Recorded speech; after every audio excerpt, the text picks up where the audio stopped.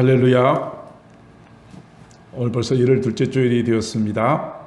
오늘 함께 은혜 받으실 말씀 봉독합니다. 구약 사사기 7장 19절에서 23절 말씀입니다. 기드온과 그와 함께한 100명이 이경 초에 진영 근처에 이른즉 바로 파수꾼들을 교대한 때라. 그들이 나팔을 불며 손에 가졌던 항아리를 부수니라. 세대가 나팔을 불며 항아리를 부수고 왼손에 횃불을 들고 오른손에 나팔을 들어 불며 외쳐 이르되 여호와와 기드온의 칼이다 하고 각기 제자리에 서서 그 진영을 에워싸매 그 온 진영의 군사들이 뛰고 부르짖으며 도망하였는데 300명이 나팔을 불 때에 여호와께서 그 온 진영에서 친구끼리 칼로 치게 하심으로 적군이 도망하여 스레다의 벳시다에 이르고 또 답밧에 가까운 아벨 머홀라의 경계에 이르렀으며 이스라엘 사람들은 납달리와 아셀과 온 므낫세에서부터 부름을 받고 미디안을 추격하였더라. 아멘. 오늘 새해를 맞이해서 또 오늘 두 번째 드릴 말씀은 우리는 위대한 하나님의 용사입니다 라는 제목입니다. 우리 오늘 말씀을 듣기 전에 이것을 우리 구호로 한번 외쳐볼까요? 우리는 패배한 패잔병이 아닙니다. 나고병이 아닙니다. 적의 고지를 향하여 우리는 당당하게 하나님의 이름으로 나가 싸우는 하나님의 거룩한 용사들입니다. 우리 다 같이 한번 구호를 같이 한번 외치도록 하겠습니다. 우리는 위대한 하나님의 용사입니다. 다시 한번요. 우리는 위대한 하나님의 용사입니다. 우리가 이런 충분한 자존감을 가지고 세상을 향하여 어깨를 쭉 늘어뜨리는 나고자와 같은 인생이 아니라 당당하게 세상을 향하여 정복하고 이끌어갈 수 있는 위대한 저와 여러분들 다 되시기를 주님의 이름으로 축복합니다. 지난 한 해 참으로 힘들었습니다. 새로운 한 해를 희망차게 맞이하고자 하였지만 여전히 깊은 절망에 빠져있는 사람들의 모습을 봅니다. 코로나 감염 예방을 위해서 사회적 거리두기를 하다 보니 사람들과 사람 사이의 모든 관계가 멀어지고 극심한 외로움에 빠져 있습니다. 자영업자들도 그저 더 이상 버티지 못하겠다고 아우성을 지르고 있습니다. 코로나 백신이 이제 개발되고 아직 우리나라는 맞지 못했지만 점점 더 코로나 백신을 맞는 사람들이 많아지는 그런 때를 맞이하였지만 변종 바이러스가 지금보다도 더 확산 속도가 빠르고 독한 바이러스가 생겼다는 소식이 우리를 불안하게 합니다. 모두가 절망에 빠져있을 때 이 세상을 향하여 희망을 줄 수 있는 일을 교회가 해야 하는데 교회조차도 깊은 영적인 어둠에 빠져있는 그런 실정을 맞이하고 있습니다. 우리가 구약 성경을 쭉 살펴보다 보면 각 시대들마다 특징들이 있습니다만 영적으로 가장 어두웠던 시절이 바로 사사시대라고 볼 수 있습니다. 여호수아가 가나안 땅을 점령하고 그리고 그 땅을 백성들에게 분배해 주고 하였지만 여호수아 세대는 그의 자녀들에게 올바른 신앙을 전수하지 못했습니다. 그 결과 여호수아 이후 세대들은 하나님을 알지 못하는 세대, 자기 소견에 옳은 대로 행하는 세대, 하나님을 알지 못하니까 우상을 숭배하고 죄를 범하는 이런 일들이 많아졌습니다. 그래서 사사기 시대에 중요한 영적 사이클이 있는데 하나님을 알지 못하는 저들이 하나님 앞에 범죄하니까 하나님께서는 이에 진노하시죠. 그래서 사람들로 하여금 주변에 있는 나라들로 하여금 이스라엘을 공격하게 하여서 어려움을 줍니다. 그러면 어려운 가운데서 이스라엘 민족은 회개하지요. 회개하면 하나님께서 그 기도를 들으시고 구원자를 보내십니다. 그 구원자가 사사들입니다. 구원자를 통해서 모든 대적을 물리치고 평화를 주시죠. 그러나 이 평화의 시간이 지나가면 또 죄를 짓고 진노하고 회개하고 구원하는 이런 영적인 악순환이 계속 벌어지고 있었던 시대가 사사시대라고 할 수 있습니다. 이 사사시대 가운데서 가장 어려웠던 시절이 어느 때였는가? 저는 기도원의 시대였다라고 생각을 합니다. 이스라엘 백성들이 하나님 앞에 악을 행하였습니다. 그랬더니 하나님께서 이스라엘 민족을 7년 동안이나 미디안의 손에다가 넘기셨습니다. 7년. 그 기간 동안 미디안의 사람들은 이스라엘 민족을 집요하게 공격하고, 그래서 저들이 토지소산을 멸하고 먹을 것을 남겨두지 않고 양이나 소도 남겨두지 않는 그런 고통스러운 세월을 7년 동안 지나는 동안에 이스라엘 민족은 그 궁핍함이 너무나도 심하여서 하나님 앞에 부르짖고 있었습니다. 제가 조금 전에 말씀을 드렸던 사사기 시대의 모든 영적인 사이클에서 똑같은 일이 기드온 시대에도 반복되고 있었다는 이야기입니다. 바로 그때에 기드온이라는 사람이 등장합니다. 기드온은 처음부터 어떤 영웅은 아니었습니다. 오늘 본문 11절 6장 11절에 보니까 기드온 또한 미디안 사람들에게 뺏기지 않으려고 밀을 추수하고는 숲속에 들어가서 포도주 틀에서 타작을 하고 있습니다. 기드온도 미디안 사람을 두려워하고 있습니다. 자신감이 없습니다. 하나님에 대한 믿음도 없는 연약한 사람이었습니다. 그런데 어느 날 하나님께서 그에게 나타나셨습니다.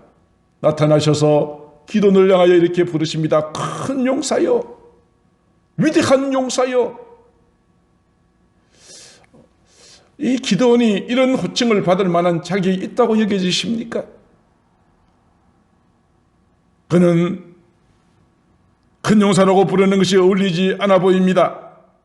미디안 사람이 두려워서 몰래 타작을 하고 있던 사람입니다. 이런 겁쟁이가 어떻게 큰 용사가 될 수 있었겠습니까? 기드온을 찾으신 하나님께서는 이렇게 이야기하십니다. 기드온아, 너의 힘으로 이스라엘을 미디안의 손에서 구원하라.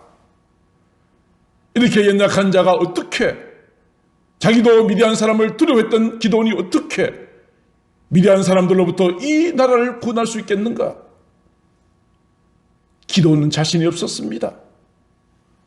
그래서 그는 변명합니다. 주여, 내가 무엇으로 이스라엘을 구원할 수 있겠습니까? 나의 집은 므낫세 중에서도 극히 약한 가문이 아닙니까? 나는 내 아버지 집에서 가장 작은 자입니다. 나는 그 삶의 말씀을 감당할 수 있는 자격도 능력도 없는 자입니다라고 변명을 합니다. 이러한 기드온이 하나님 앞에 큰 자로 쓰임받을 수 있게 되어진 가장 중요한 것이 하나 있습니다. 저희들도 부족하고 연약하지만 하나님께서 오늘도 우리를 너는 위대한 용사다, 하나님의 위대한 용사다, 너는 큰 용사라고 부르신다면 우리도 기드온과 같이 말할 수밖에 없을 것입니다. 하나님, 나는 아무것도 할 수 없습니다. 나는 부족합니다. 우리 새소만 교회도 큰 교회도 아닙니다. 역사도 오래되지 않았고 부족한 것이 많은 저희들입니다. 저희가 어떻게 일을 감당할 수 있겠습니까? 라고 말할 수 있겠죠. 그러나 기드온의 말이 합리적이고 맞는 것처럼 보여지지만 기드온처럼 연약하고 자신감도 믿음도 없는 기드온을 택하여서 큰 용사로 부르실 때에 가장 중요한 한 가지가 있었습니다. 그것은 무엇입니까? 기드온이 자기가 어떤 능력이 많아서가 아니었습니다. 오늘 사사기 6장 16절에 중요한 한 가지 조건이 나옵니다. 내가 반드시 너와 함께하리라. 사랑하는 성도 여러분들이여, 오늘 저희들이 부족하고 연약할지라도 하나님께서 나와 함께 하신다면 우리는 하나님 앞에 큰 용사가 되어서 이 세상을 정복하고 이 세상의 악한 사탄과 마귀를 능히 이기는 능력자가 될 줄로 믿습니다. 음부의 권세가 이기지 못하는 그런 교회가 될 줄로 믿습니다. 하나님의 이런 말씀에도 불구하고 아직도 기도는 그 말씀을 믿을 수가 없었습니다. 그래서 6장 17절에 보면 하나님의 말씀이 진짜인지 아닌지를 내게 확실하게 믿을 수 있도록 표징을 보여달라고 이야기합니다. 기드온이 염소 새끼와 가루 한 에바로 만든 무교병을 가지고 왔습니다. 그랬더니 하나님의 사자가 네가 가져온 것을 바위 위에 올리라고 이야기합니다. 기드온이 그것을 바위 위에 올리자 바위에서 불이 나와서 그 재물을 활활 태웠습니다. 이것이 기도원에게 보여준 내가 너를 큰 용사라고 부르고 내게 소중한 사명을 맡기는 하나님의 하나님 되심을 나타내는 첫 번째 표정이었습니다만, 기도는 아직도 그 말씀에 대한 확신을 가지지 못하고 있습니다. 또다시 표정을 요청합니다. 기도원이 양털을 한 뭉치를 가지고 왔습니다. 그러면서 이렇게 이야기합니다. 하나님, 오늘 밤에 내가 이 양뭉치를 바깥에 두겠습니다. 그러면 이 양털 위에만 이슬이 내리게 하시고 주변은 바싹 마르게 해주십시오. 하나님께서 그 밤에 기도원의 말대로 기도원이 가지고 온 그 양털에는 이슬이 가득 차서 짜면은 물이 나올 정도였지만 주변에는 이슬이 내리지 않는 그런 것을 보여주셨습니다. 그럼에도 다시 한번 기도는 말합니다. 하나님, 이제는 반대로요, 양털만 바싹 마르고 주변 땅에는 이슬이 있게 해주십시오. 하나님께서도 이 모든 일들을 그대로 행하여 주셨습니다. 기도는 하나님께서 나를 부르셨다는 사실을 이제 비로소 확신하게 됩니다. 이제 미디안의 연합군들이 13만 5천 명이나 되는 사람들이 이스라엘을 공격하기 위하여 몰려옵니다. 사사기 6장 33절에 보면 이스라엘 골짜기에 진을 치고 이스라엘을 공격하기 위하여 왔습니다. 그들의 숫자가 얼마나 많은지를 사사기 7장 12절은 이렇게 표현합니다. 미디안과 아말렉과 동방의 모든 사람들이 골짜기에 누웠는데 메뚜기의 많은 때와 같고 그들의 낙타수가 많아 해변에 모래가 많은 같았다. 이미 헤아릴 수 없는 수많은 적군들이 낙타를 거느리고 이스라엘을 공격해 오는 이 상황을 맞이하게 된 것입니다. 위기입니다. 이 위기를 만났을 때 하나님께서는 기도원을 부르시던 하나님께서 그의 영을, 하나님의 영을 기도원에게 임하게 하십니다. 바꾸어 말하면 무엇이죠? 성령 충만하게 된다는 것입니다. 기도원의 자기의 지혜나 힘이나 능력이 아니라 하나님의 영이 기도원에게 함께 하시니 하나님의 거룩한 성령님의 역사가 오늘 저와 여러분들에게 함께 하시니 부족하고 믿음도 없었던, 자신감도 없었던 기도원으로 하여금 놀랍고 위대한 이스라엘을 구원한 위대한 역사를 이루셨던 것처럼 오늘도 저희들이 거룩한 가슴에 성령의 불이 활활 타오르게 되어지고 성령의 충만한 은혜를 받기만 하면 저와 여러분들을 통하여 이 나라와 민족을 구하고 어두운 세상을 밝히고 이 땅에 가득한 어둠의 권세를 이겨내는 위대한 하나님의 용사가 될 수 있을 줄로 믿습니다. 하나님의 영이 기도원에게 임했습니다. 그래서 저 미디안의 군사들과 싸우기 위하여서 군사들을 모으기 위하여 나팔을 불었습니다. 그랬더니 아비에셀과 함께 3만 2천 명이 몰려왔습니다. 그러나 3만 2천 명, 적의 숫자는 13만 5천 명, 기도원의 군사는 3만 2천 명, 4분의 1밖에 되지 않습니다. 숫자적으로 절대 열세입니다. 어떻게 3만 2천 명으로 13만 5천 명을 이길 수 있을까요? 그런데 하나님께서 7장 2절에 이렇게 말씀하십니다. 기도원아, 너를 따르는 백성의 수가 너무 많대요. 아니 하나님, 혹시 뭐 착각하신 거 아니세요? 우리는 3만 2천 명, 적은 13만 5천 명인데 많으시다니요. 하나님께서는 많대요. 너무 많대요. 내가 그들의 손에 미디안 사람을 넘겨주지 않겠대요. 왜냐? 3만 2천 명으로 미디안의 군사를 이끌면 우리의 군사가 일당백을 했다. 4분의 1밖에 되지 않는 병력이지만 우리가 용감하게 싸워서 이겼다라고 말하면서 하나님께서 이 전쟁에 승리를 주셨다는 사실을 믿지 않을까 합니다.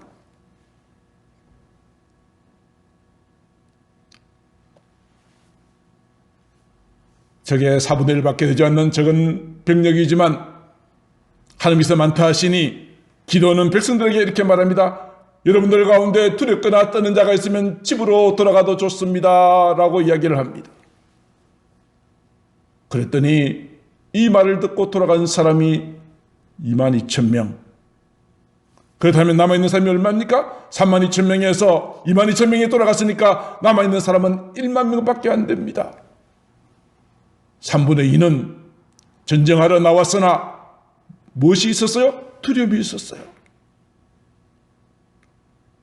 오늘 하나님을 믿는다는 이 땅에 많은 그리스도인들이 있지만 코로나를 두려워합니다. 세상의 권세를 두려워합니다. 사람들의 어떤 비난을 두려워하는 자들이 많이 있다는 사실입니다. 안타까운 일이죠. 하나님은 두려워하는 자를 쓰지 않으십니다.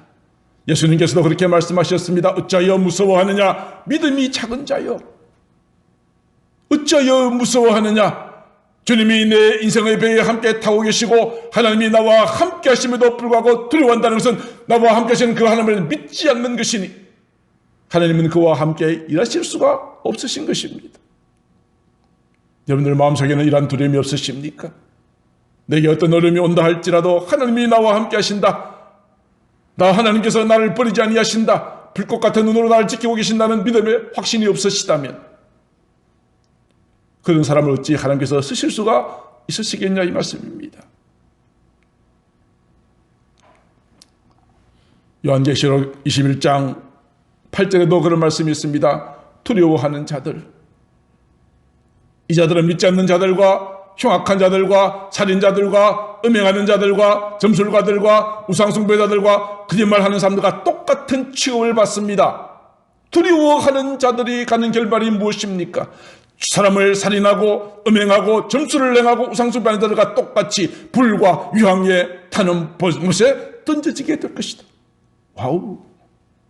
우리가 두려워하는 것이 무서우니까 하겠지만 하나님을 신뢰하지 않으므로 두려워하는 자들은 결단코 하나님의 나라에 들어갈 수가 없다는 사실을 오늘 요한계시록 21장 8절의 말씀이 알려주고 있습니다. 미디안의 군사를 무찌르러 가는 그 전쟁터에 두려워하는 자들은 함께 동참할 수 없음을 보여주고 있는 것입니다. 우리는 하나님의 위대한 하나님의 용사들입니다. 내게 어떤 어려움이 있다 할지라도 하나님께서 우리 편이 되십니다. 하나님이 우리와 함께 계심을 믿으시고 두려움을 다 떨쳐보내고 담대하게 날마다 주님과 동행하시는 저와 여러분들 되시기를 주님의 이름으로 축복합니다. 자, 32,000명이 시작해서 이제 10,000명만 남았습니다. 10,000명 가지고 어떻게 132,000명을 이긴단 말입니까? 그런데 하나님께서는 아직도 많대요. 10,000명밖에 안 남았는데요. 적어도 135,000명인데요. 그래도 아직 많어. 그래서 하나님께서는 백성들을 물가로 인도하십니다. 백성들에게 물을 마시게 하라. 그랬더니 사람들이 물을 마시는 모습이 크게 두 가지입니다. 무릎을 꿇고 땅에 엎드려 입을 물에다 대고 핥아먹는 사람이 있었고, 어떤 사람은 손에다가 물을 떠서 주변을 살피면서 손에 있는 물을 마시는 사람이 있었습니다. 두 종류의 사람이 있었습니다. 하나님께서는 기도원에게 손에다가 물을 떠서 핥아먹는 사람을 따로 분류하라고 하십니다. 그 사람이 딱 300명이었습니다. 하나님께서는 이 300명으로 너희를 구원하리라. 이 300명으로 너희를 구원하리라. 이 자들이 물을 그렇게 먹었다는 것은 무엇을 의미하는 것입니까? 그저 자기의 갈증을 해소하는 데만 급급하여 주변에 살피지 않았던 부주의한 자가 아니었다는 이야기입니다.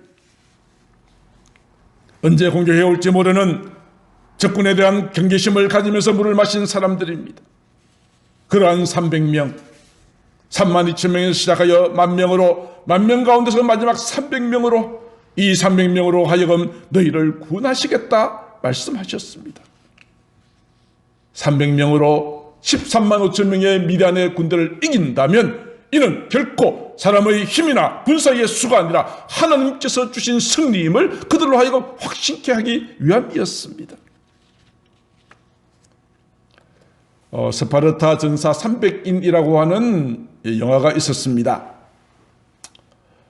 이 영화는 BC 480년 페르시아 황제가 100만 명의 대군을 이끌고 그리스를 공격하는 바로 그때에 있었던 한 역사적인 실화를 바탕으로 합니다. 페르시아의 군대가 100만 명이 몰려오는데 그리스는 아직도 전쟁할 준비가 안 되어 있었어요. 그러자 스파르타 왕은 300명의 전사를 이끌고 페르시아 군대가 들어오는 그 길목에 있는 테르모필레 협곡을 지키기 위해서 목숨을 걸고 싸웁니다. 100만 대군을 대적하는 300명의 스파르타의 전사들, 100만 명의 그 모든 진군을 그 협곡에서 300명이 싸우는 동안 그리스는 전쟁할 준비를 다 갖출 수 있는 충분한 시간을 갖게 됩니다. 그리고 그 전쟁에서 마침내 그리스가 승리하게 되어지지요. 그러나 그 300명은 페르시아 100만 대군과 맞서 싸우다가 장렬한 최후를 맞이했다는 역사적인 사건을 영화로 표현한 것이 스파르타 전사 300명이라고 하는 영화입니다. 오늘 스파르타 전사 300명은 인간의 능력, 용기, 결단, 전략을 보여주지만 오늘 기도원의 300명 용사는 하나님의 능력을 나타내 보여주는 소중한 사건입니다. 마지막으로 13만 5천 명 앞에 저들을 공격하기 위하여 부름받았던 300명, 기도는 그들로 하여금 세 가지를 준비하게 합니다. 첫 번째로는 나팔입니다. 나팔이 무엇입니까? 전쟁할 때 나팔은 전쟁을 돌격 앞으로 나아가라고 하는 신호입니다. 결코 뒤로 물러서지 않고 적을 공격하여 섬멸하라고 하는 신호의 나팔 소리인 것입니다. 요한계시록에 7 나팔이 나오죠. 그 7 나팔은 하나님의 마지막 때가 가까이 왔다고 하는 하나님의 경고의 나팔입니다. 그리고 마지막으로 우리 주님 다시 오실 때 천사장의 나팔 소리와 함께 이 땅에 재림하실 때 그때 온 땅에 나팔 소리가 울려 퍼지게 될 것입니다. 그 나팔 소리는 우리 믿는 자에게는 신랑 되신 주님이 오신다는 기쁜 소식이지만 주를 알지 못하는 자, 믿지 않는 자들에게는 그날은 슬픔의 날, 애고가는 날, 통곡의 날이 될 것입니다. 우리는 그 주님의 재림 나팔 소리가 오기를 날마다 기다리며 살아가는 저희들입니다. 그리고 또 우리가 부려야 될 나팔이 있습니다. 잠자는 영혼을 깨우는 나팔입니다. 무슨 나팔입니까? 복음의 나팔입니다. 어둠에 잠겨서 절망 가운데 살아가는 자들에게 이곳에 구원이 있음을, 주님의 십자가에 생명이 있음을 우리가 그들에게 전하여서 그들로 하여금 마음문을 열고 잘못된 자리에서 회개하고 죽게 돌아와 함께 구원받게 하는 복음의 나팔이 있는 것입니다. 우리는 이 나팔을 땅끝까지 울려 퍼지는 자가 되어야 될 줄로 믿습니다. 우리 찬송가 180장 1절만 함께 찬양하도록 하겠습니다.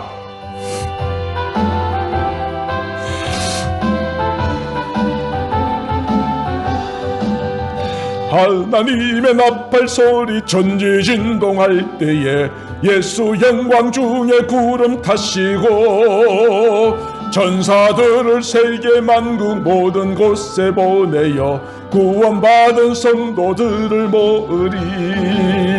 나팔 불 때 나의 이름, 나팔 불 때 나의 이름, 나팔 불 때 나의 이름, 부를 때에 잔치 참여하겠네.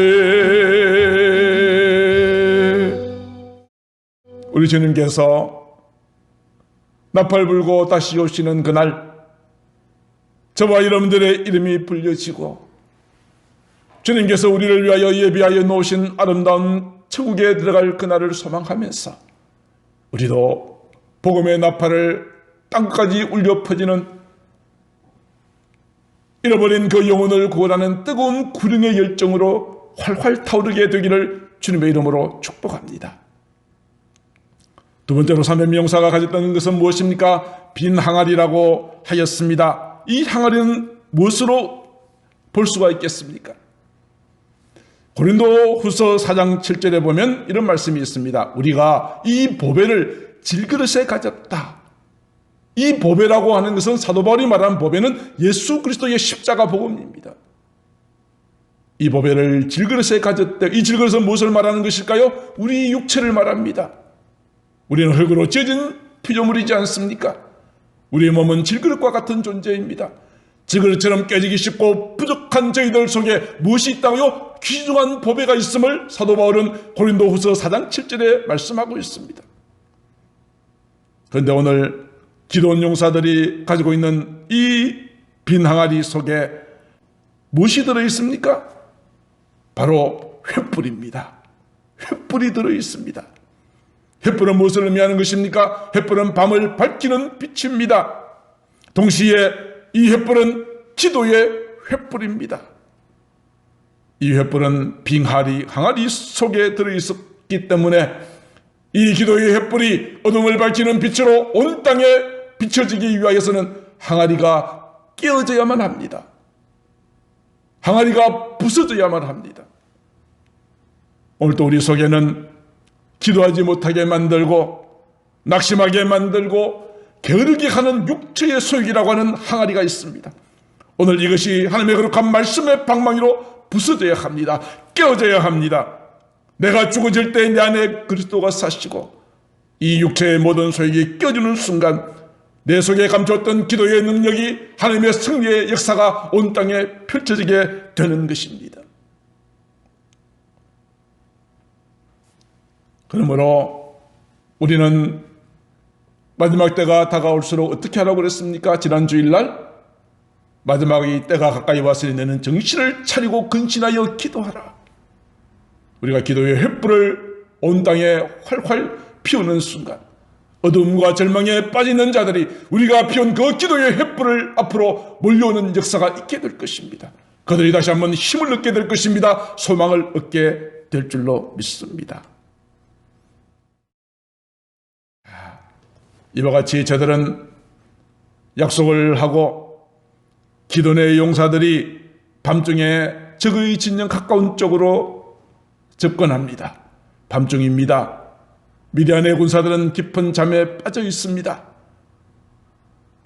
기도의 신호를 따라서 저들이 동시에 나팔을 불면서 항아리를 와장창 부수고 횃불을 들고 소리를 쳐서 외칩니다. 여호와와 기도의 칼이라. 바꾸어 말하면 이런 것이죠. 여호와 하나님 만세, 한국교회 만세, 세소만교회 만세, 그런 뜻입니다. 여호와와 기도의 칼이라.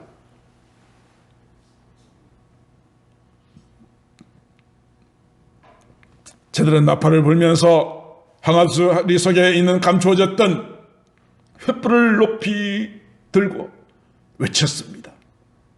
잠자고 있던 미디안의 군사들은 깜짝 놀랐습니다.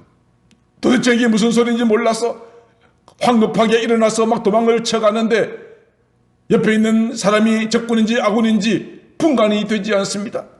그래서 자기들끼리 서로 죽입니다. 아군끼리 말이죠. 이것을 하나님께서 그렇게 하게 하셨습니다. 기도의 300명 용사는 그들을 향하여 활을 쏘거나 창을 쓰거나 칼을 쓰지 않았습니다. 그저 하나님의 말씀대로 부름받은 300명의 용사들은 나팔을 불고 항아리를 깨뜨리고 횃불을 높이 들고 하나님을 위하여 기도원을 위하여 큰 소리로 한 목소리로 외쳤을 때에 하나님께서 미디안의 군사들로 하여금 자기들끼리 죽이고 자멸하게 만드셨던 것입니다. 나중에 보니까 미디안의 군사 가운데 12만 명은 자기들끼리 죽여서 12만 명이 죽었습니다. 그리고 15,000명이 겨우 도망쳤는데 그들도 추격하였다라고 기록을 하고 있습니다. 이 모든 전쟁은 하나님께서 하신 것이었습니다. 하나님께서 하신 것입니다. 시편의 기자는 이렇게 노래합니다. 시편 33편 15절로 19절에 그는 그들 모두의 마음을 지으시며 그들이 하는 일을 굽어 살피시는 이로다. 많은 군대로 구원 얻은 왕이 없으며 용사가 힘이 세어도 스스로 구원하지 못하는도다. 구원하는 데에 군마는 헛되며 군대가 많다 하여도 능히 구하지 못하는도다. 여호와는 그를 경외하는 자 곧 그의 인자심을 바라는 자를 살피사 그들의 영혼을 사망에서 건지시며 그들이 굶주릴 때에 그들을 살리시는도다. 시편 기자는 하나님 앞에 이런 찬양을 올려드렸단 말씀입니다. 사람이 자기 힘으로 스스로 구원하지 못하며 군마는 쓸데없고 군대가 많다 해도 스스로 구원하지 못한다. 그러나 하나님께서 능히 저들을 구원하신다. 하나님을 경외하고 인자심을 바라는 자를 살피신다. 그렇게 노래하였습니다. 사랑하는 성도 여러분, 이제 말씀을 마치려고 합니다. 지금 많은 사람들이 희망을 잃어버리고 절망 가운데 빠져서 살아가고 있습니다. 이러한 때에 우리가 해야 될 소중한 사명이 있습니다. 우리는 먼저 하나님 앞에 스스로 자기 자신을 이렇게 고백할 수 있어야 됩니다. 나는 하나님 앞에서 위대한 용사입니다.